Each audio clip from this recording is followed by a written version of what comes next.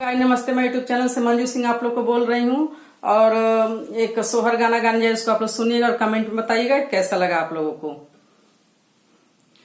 पालना के डोर कमजोर हो, लालन गिरी गईले भुइया। पालना के डोर कमजोर हो, लालन गिरी गईले भुइया। गिरी गईले भुइया लालन गिरी गईले भुइया। गिरी गईले भुइया लालन गिरी गईले भुइया। पालना के डोर कमजोर हो, लालन गिरी गईले भुइया। पालना के डोर कमजोर हो, लालन गिरी गईले भुइया।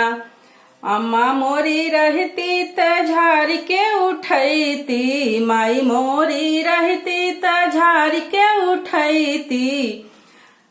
सैया जी के माई कठोर हो, लालन गिरी गईले भुइया। सैया जी के माई कठोर हो, लालन गिरी गईले भुइया। पालना के डोर कमजोर हो, लालन गिरी गईले भुइया। पालना के डोर कमजोर हो, लालन गिरी गईले भुइया।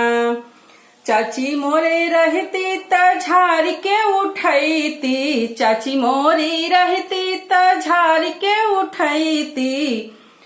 पिया जी के चाची कठोर हो, लालन गिरी गईले भुइया। पिया जी के चाची कठोर हो, लालन गिरी गईले भुइया। पालना के डोर कमजोर हो, लालन गिरी गईले भुइया। पालना के डोर कमजोर हो, लालन गिरी गईले भुइया। भाभी मोरी रहती त झाड़ के उठैती, भाभी मोरी रहती त झाड़ के उठैती। पिया जी के भाभी कठोर हो, लालन गिरी गईले भुइया। पिया जी के भाभी कठोर हो, लालन गिरी गईले भुइया। पालना के डोर कमजोर हो, लालन गिरी गईले भुइया। पालना के डोर कमजोर हो, लालन गिरी गईले भुइया। दीदी मोरी रहती त झाड़ के उठैती, दीदी मोरी रहती त झाड़ के उठैती।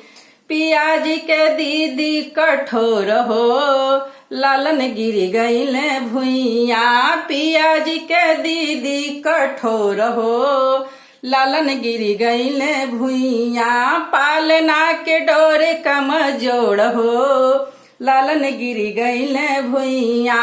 पालना के डोर कमजोर हो, लालन गिरी गईले भुइया। गिरी गईले भुइया हो, गिरी गईले भुइया। गिरी गईले भुइया हो, गिरी गईले भुइया। पालना के डोर कमजोर हो, लालन गिरी गईले भुइया। पालना के डोर कमजोर हो, लालन गिरी गईले भुइया।